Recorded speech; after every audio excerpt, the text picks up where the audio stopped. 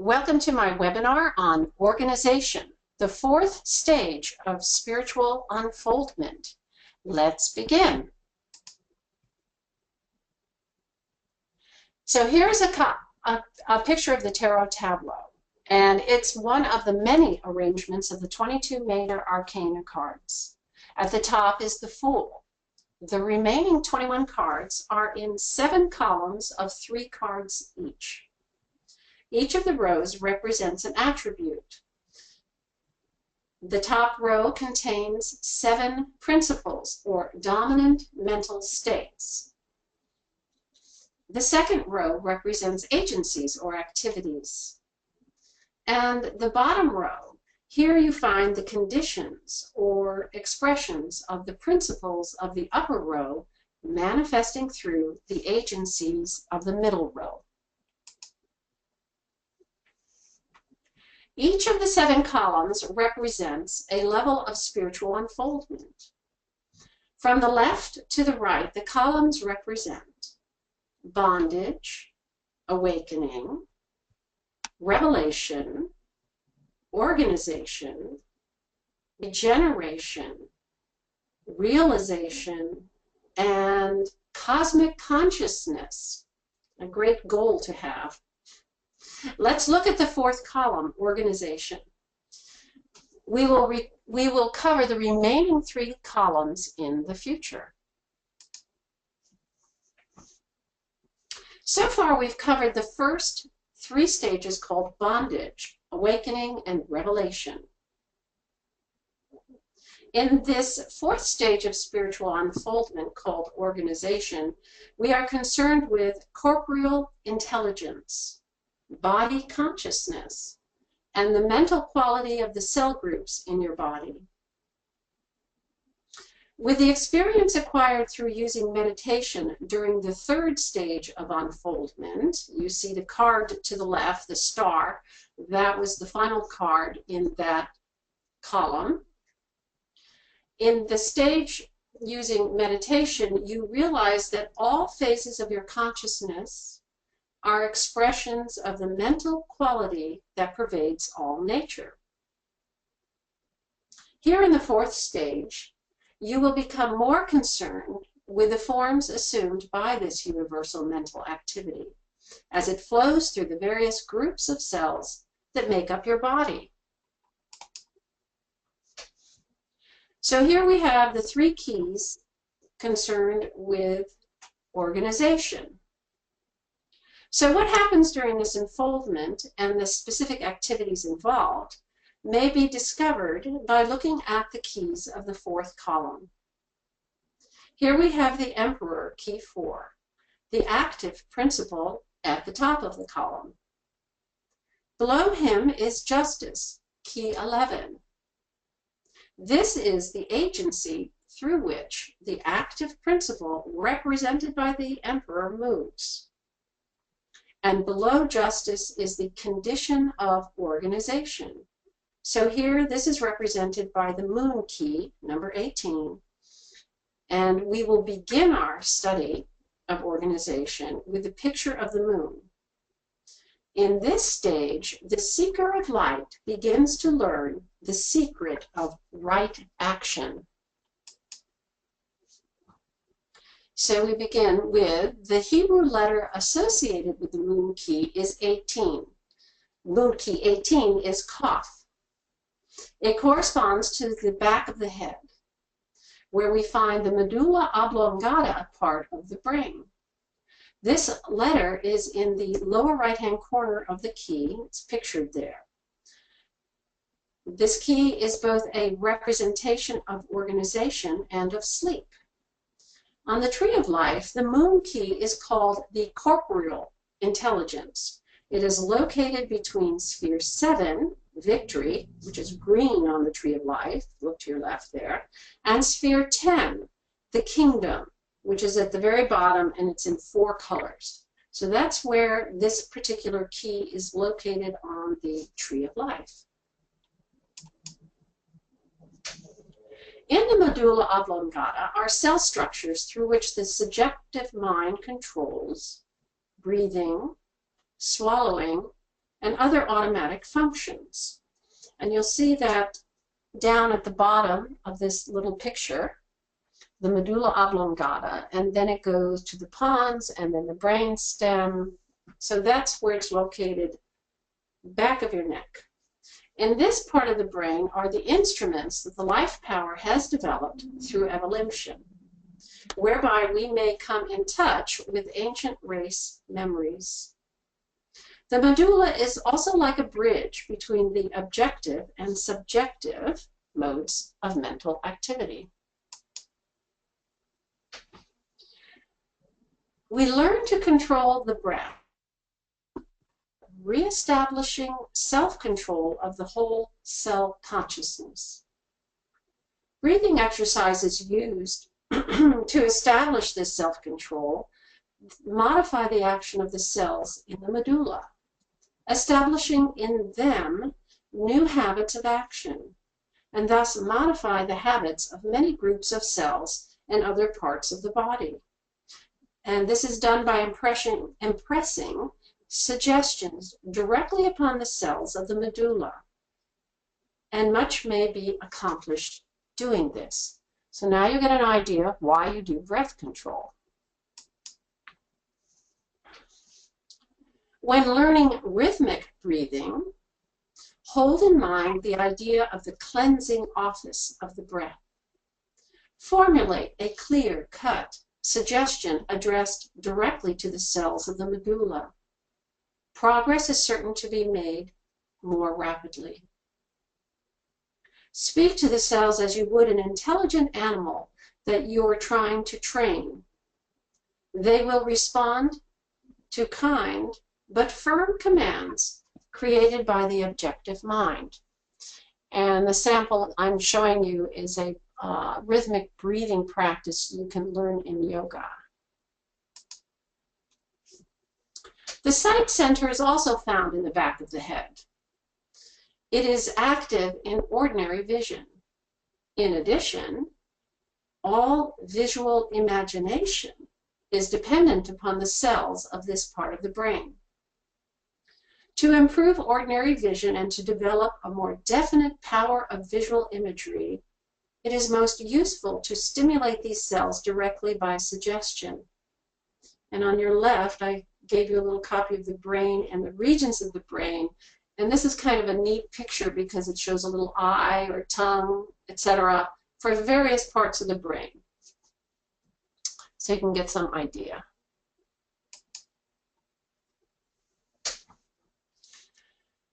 Be careful not to prolong your concentration on a particular cell group. Concentration on any part of the body stimulates the flow of blood to that part.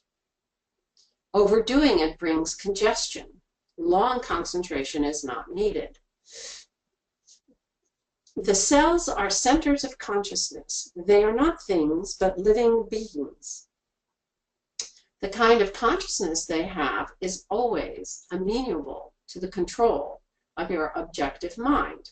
So, of course, I show you a copy of Key 1, the magician, and that's where the objective mind instructions are located with this key. So if you want to get a better grasp of this, you would go back and read the passages about this key in my blog.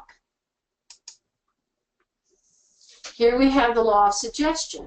Of course, that's the epitome of the strength card, Key 8, which is directly below Key 1, the magician. So how do you prepare yourself to do this work? First, establish a thorough intellectual grasp of the law of suggestion. This law is symbolized by Key 8, strength, as being applied through the directive typified by Key 1, the magician. So again, another review of Key 8. Key 1 and Key 8 are really helpful if you're not sure about the law of suggestion. Learn the exact location of whatever cell group you wish to influence. Then deliberately arouse the mood of calm expectation that your suggestion will be obeyed. This should be done in a single, concise, and definite command. It should only be done once a day. Too much repetition will only send too much blood to the cell group, and it is a symptom that you doubt your ability to control the cells. This doubt acts as a counter-suggestion to your command. So you're basically back at square one. But you'll get a hang of it after a while. Meditating, concentration exercise, such as the candle exercise, the orange exercise, meditating on a flame, all of these are very helpful in understanding and feeling the ability to use the law of suggestion. Another attribution of the letter Kaf is sleep. It is while we sleep that the commands we give cell groups are executed. Hence, the best time to do your work is just before you go to sleep. Just as you are about to doze off, give your commands. If sleep comes to you quickly, then give your suggestions just before going to bed, while sitting in a straight-backed chair. Prepare your suggestions by sitting still and deliberately inducing a state of reverie. Let the mind images troop past before your mental vision. Expect them to slow down until they come almost to a standstill. No iron will effort is required. At all times, you are master of your mental imagery. Until you know that you are master and practice the exercise of this birthright for specific ends, you will achieve no constructive results. Always remember that you do not have to acquire power to control your thoughts. You simply have to learn the technique of exercising that control effectively. Again, practicing meditation helps to quiet your mind, and concentration exercises also help to quiet your mind. It's like driving a car. It takes no iron will to drive a car. Please note the young lady on the right happily driving her car. She doesn't look like she's got a frown on her face like this is going to kill her to do this. It takes none to gain control of your mental imagery. So you don't use iron will to do this. Information and practice are the two essentials. Herein is the information. It's up to you to do the practicing.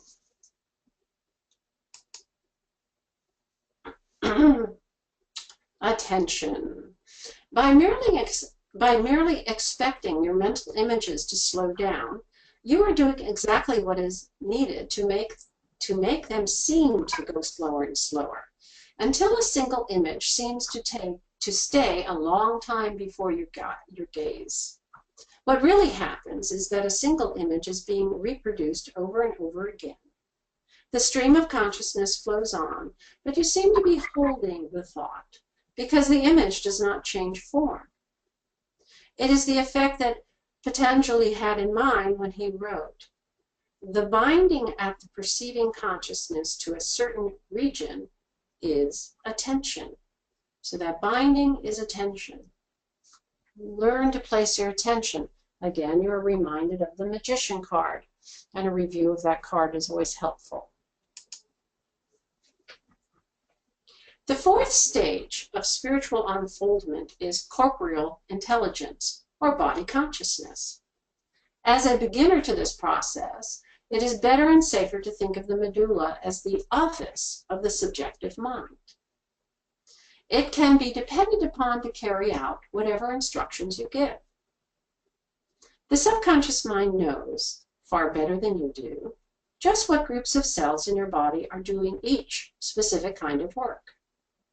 You will get excellent results if you simply create your commands to the subconscious mind, drop them off at the office, and by a brief concentration upon the medulla as you give the command. So there you can see the image of a very receptive subconscious mind waiting to do exactly what you instruct. Sight is one of the attributions of the Hebrew letter He. He corresponds to the Emperor key 4. This is the top card of the column we're studying today. In its esoteric meaning, sight is the physical faculty, the psychic counterpart, the power to visualize. And it is the most important aspect of the discriminative faculty. So here you have sight is both physical, psychic, and discriminative. The preliminary to right discrimination is the ability to see things as they are, and this requires organization. We must have right discrimination before we can attain any real measure of success in our efforts to classify our experiences according to their similarities or differences. So we have to understand how to classify our experiences according to their similarities or differences. Meditation has been compared to fishing in the ocean of the universal subjective consciousness. Classification is the right discrimination, founded upon clear physical and mental vision, which allows you to know which fish you catch are good for food. This vision is just clear seeing. It is neither supernatural nor miraculous. So, right classification. Is it what you want to work with or not?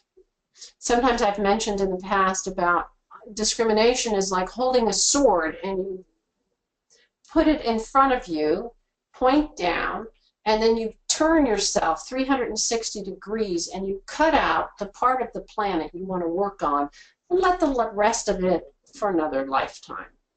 You learn about discriminating what you want to work with. So long as we are unable to make use of this interior wisdom, we are deluded by the illusion of separateness.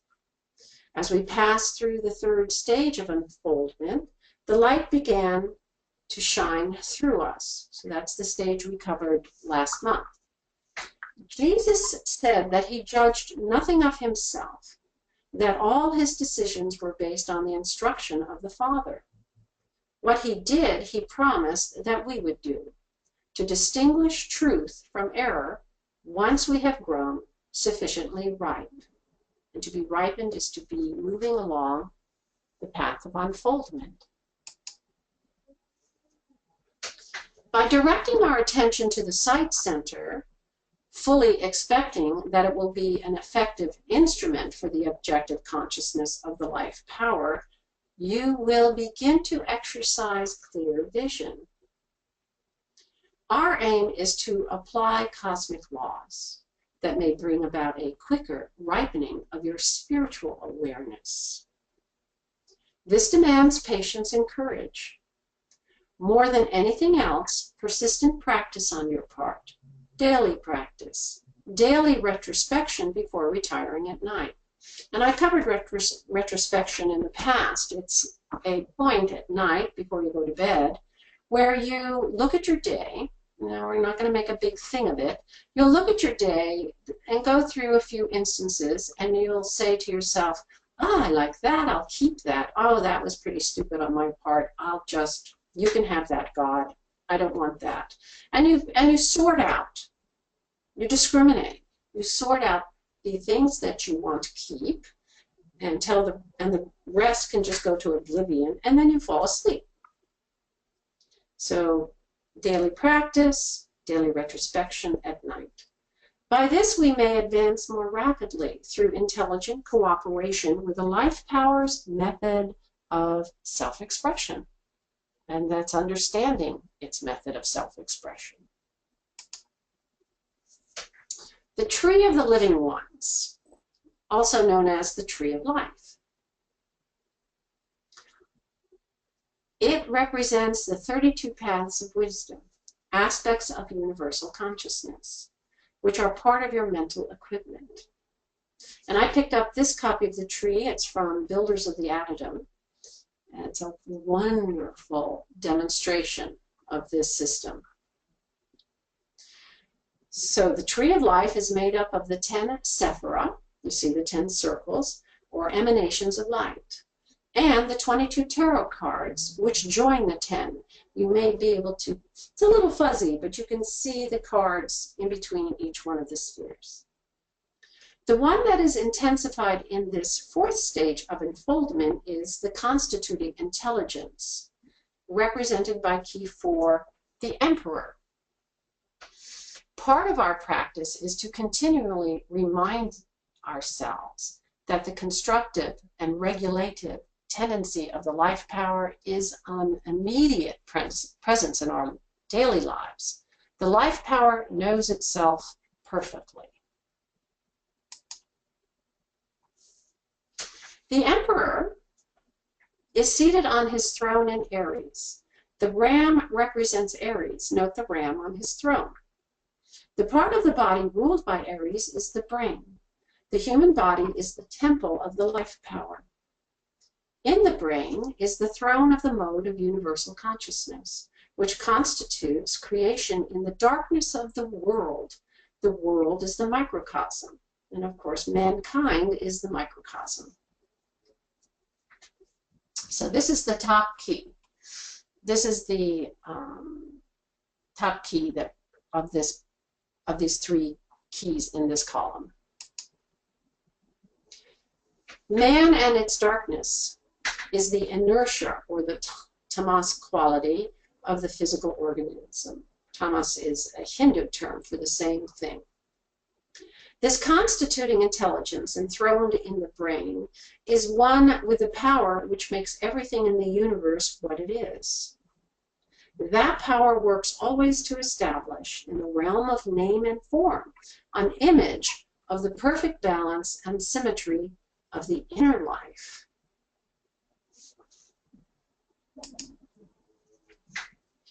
In this fourth stage of spiritual unfoldment, the seeker of light begins to perceive the work of the constituting intelligence. This perception comes by a vivid personal experience. The seeker realizes that the life power is not far away. It is immanent in human life. It is expressing itself through groups of living cells located in the head. From its throne of living flesh, it directs the work of all the cell groups in the temple of the human body. So this is what's happening with those of us who experience this fourth stage. The same power that flung the world into space, that holds the stars in their course, the same directive intelligence which builds up every form that we know, from crystal up to man, is now expressing its perfect knowledge of itself and its method of self-expression, the kingdom, through every human brain.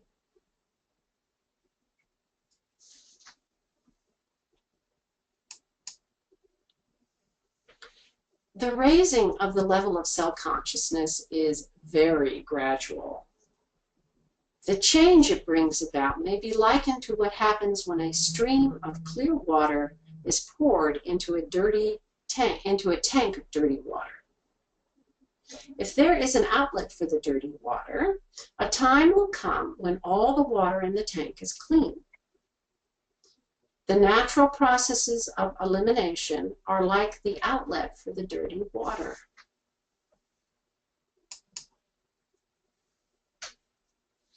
It is written that new wine cannot be put into old bottles.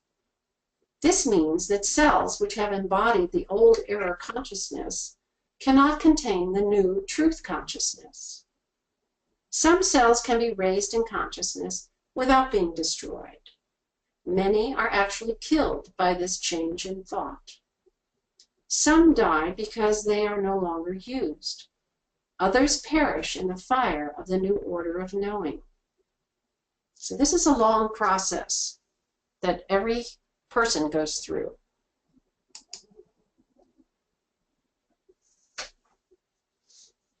The bodies of the cells pass into the bloodstream. They are cast off through the various channels of elimination. The wise insist that all the eliminative functions of the body must be kept at the greatest point of efficiency. Hence, we have the practices of purification, such as fasting, and such as the various methods of what Hindus call Hatha Yoga.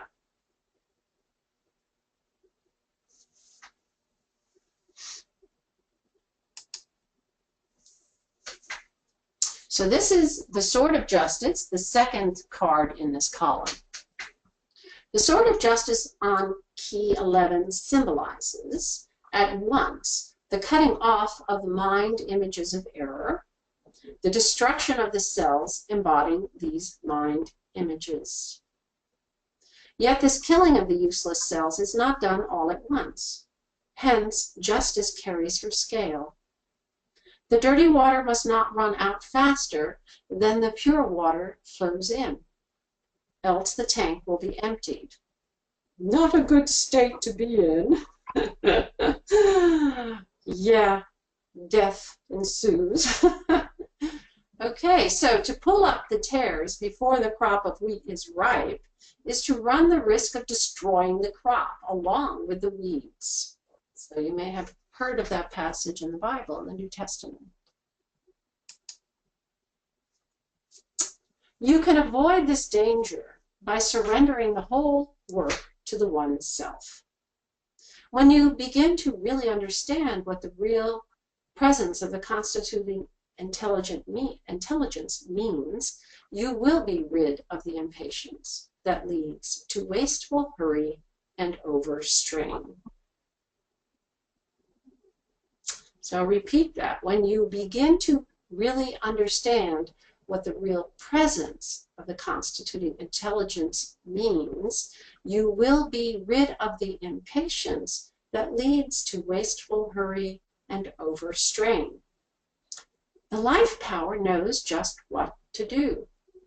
We need only to recognize its operation on our lives, to let the work be done gradually and gently, yet surely and perfectly. In the fourth stage of unfoldment, the seeker for light begins to learn the secret of right action. Now he finds that personality is the instrument of a power which not only knows just what it is doing with that instrument, but it knows also just what must be done in order to keep the instrument in good repair.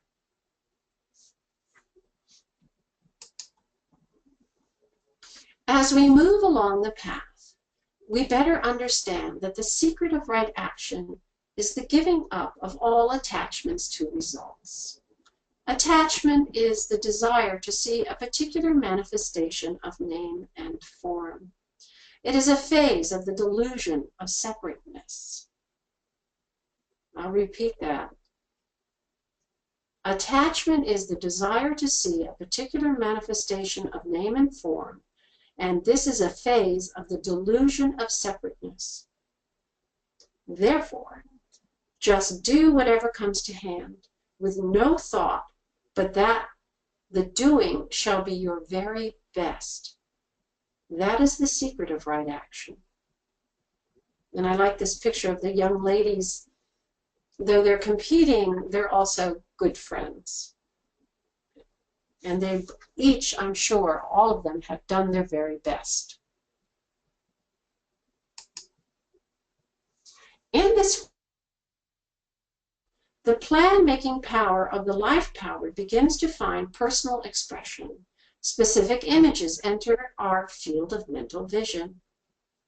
Patterns are given us for our work. In the book of Exodus, we find an example of this. Moses received minute descriptions of the tabernacle and its furniture according to patterns shown to Moses in the Mount. And there's the tabernacle. As you can see, the Ark of the Covenant, Holy of Holies, the entrance, altar of burnt offering, the laver, the courtyard. All of this was given to him in minute detail. On the surface, they refer to Moses on the heights of Mount Sinai in order to speak to the Lord. In esoteric psychology, they direct attention to the actual place in the human body. So these passages direct attention, the passages in the Old Testament, they direct attention to the actual place in the human body through which the life power transmits its plans to us. That's why I love this picture of Moses. The mount is the highest of the 7 groups of nerve cells, energized by what Hindus call the Kundalini. It is a cone-shaped body in the brain, filled with little stones or minute crystalline bodies, which physiologists call brain sand.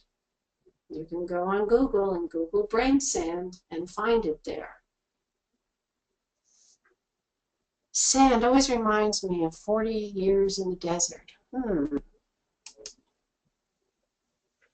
Through your body, the life power finds expression as interior vision.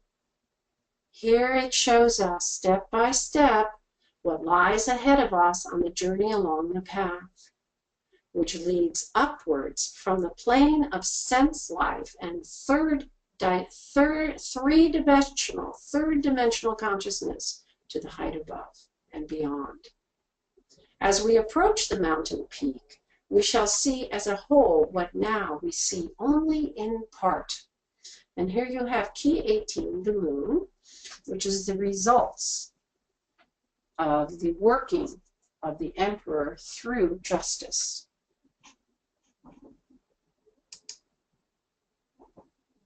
On the moon tarot card, the 18 yods are referred to as drops of blood. So you see the 18 yods surrounding the moon, the sign, the picture of the moon on the card. The number 18 expresses the potency of the number 8 working through 1. The number 18 represents the law of suggestion, symbolized by key 8 strength as being applied through the directed activity of attention typified by key 1, the magician, which we call here.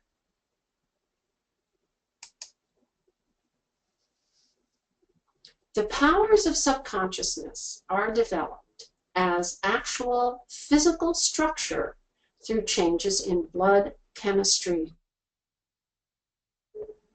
So many people think, oh, I'm going to go off to someplace in outer space and ascend and rise up and get out and blah, blah. Sorry, ain't going to happen. If you don't do it this way, you don't do it. So it's always good. You might want to review this particular stage of spiritual unfoldment and to realize that your work is here and now. The Grail is in your blood, controlled by subconscious. The blood is controlled by the subconscious mind.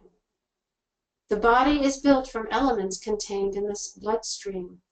That's how they get there, through the small intestines, into your blood, into all the elements of your body, like the purified water that eliminates the dirty water in your vessel. All of this is expressed and symbolized in key 18, the moon, the 4th stage of spiritual unfoldment called organization. So those of you who seek the Grail, there you have it. And there you have the work you need to do and to understand it. For this is the 4th stage of spiritual unfoldment. Just think, we have 3 more to go after this. So I just want to thank you for attending my webinar on organization, the 4th stage of spiritual unfoldment. Please go to my website on www.gatesoflight.com for more information about the symbols and colors of the keys. I will also be posting a recording of this webinar on my website. Does anyone have a question? I'm just in the process of unmuting everyone. If you do have a question, feel free to speak up.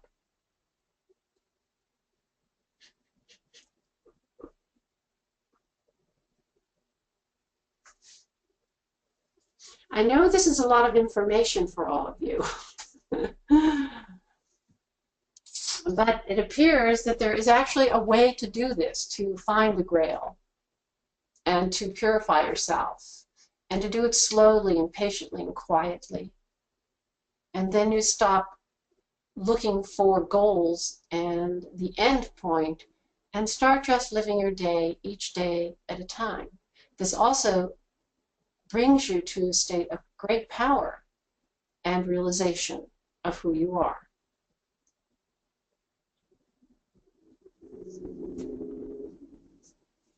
Thank you.